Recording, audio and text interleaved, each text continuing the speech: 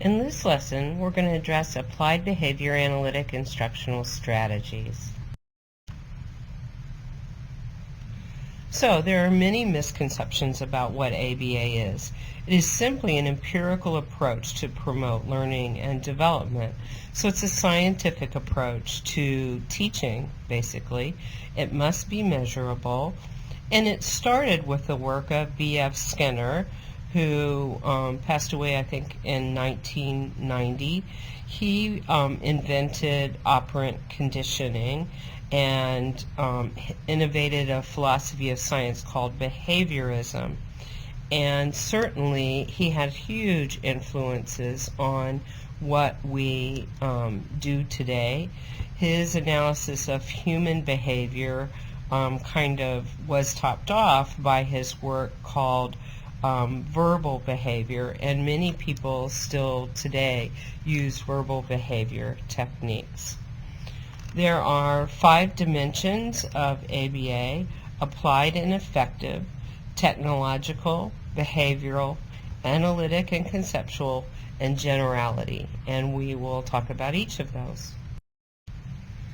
Applied and effective, that means it must have meaningful goals, that the procedures must be minimally invasive to the person and acceptable to other people in the person's environment and the person. And the outcomes should be documented and should improve the quality of life.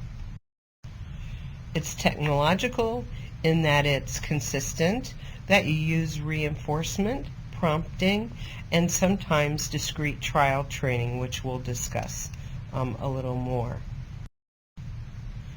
It's behavioral in that it believes that behavior occurs for a reason, that it's related to the environment, that there is an influence of context, and that there is an appreciation of the function of the behavior.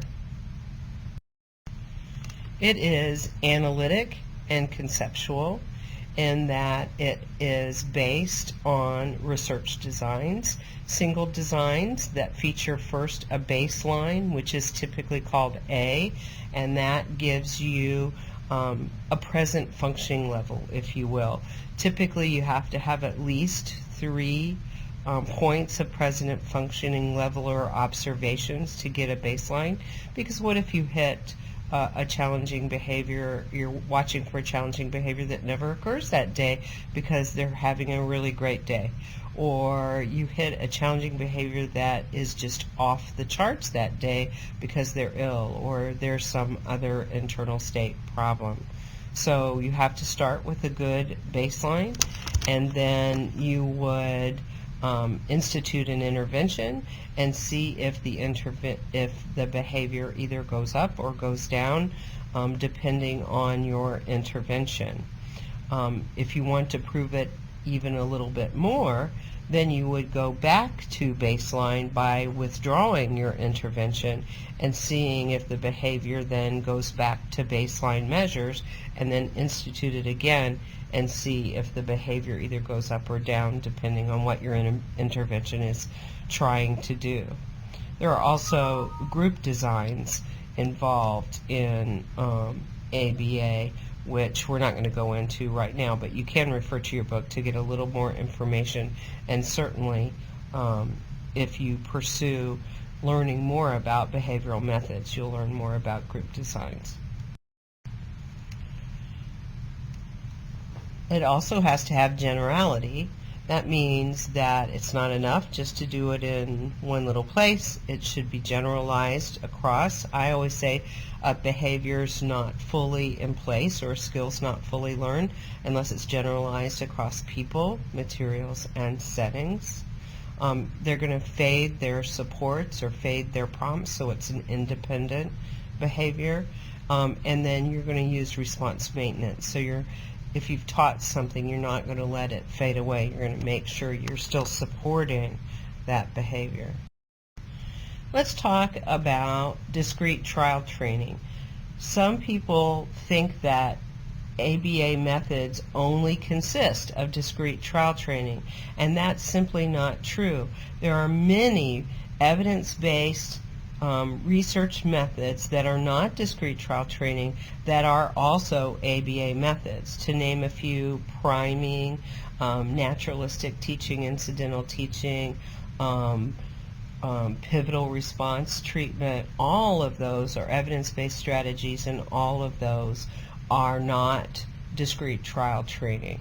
They're done in the naturalistic environment as opposed to discrete trial training, which is done very specifically.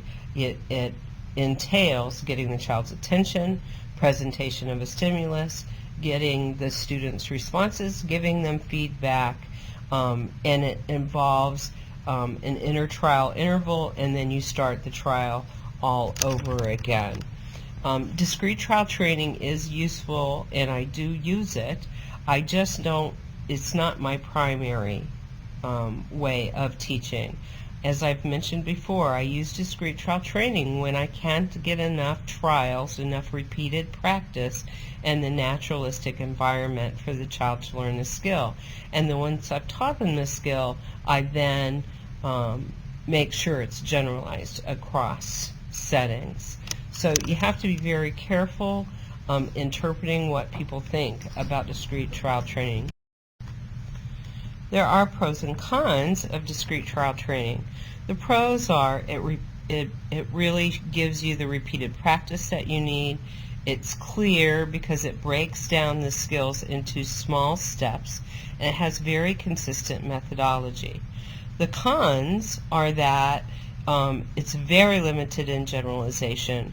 In other words, you cannot count on the fact that if they do it with you when you're sitting chair to chair and being reinforced every single time, that they're going to do that when no one's around. It can be very limiting in what you can teach in that, because it does isolate the skill so much. The generalized context and environment and those influences are not there, and a lot of times children will get very stimulus dependent, so they can only do that skill if they're given that prompt or given that material or given that person. So, in summary, ABA is a scientific approach to teaching. There are many types of ABA approaches: pivotal response training, functional communication training, natural language paradigms, joint action routines, picture exchange communication systems. Not all ABA training involves discrete trial training, and there is a place for discrete trial training.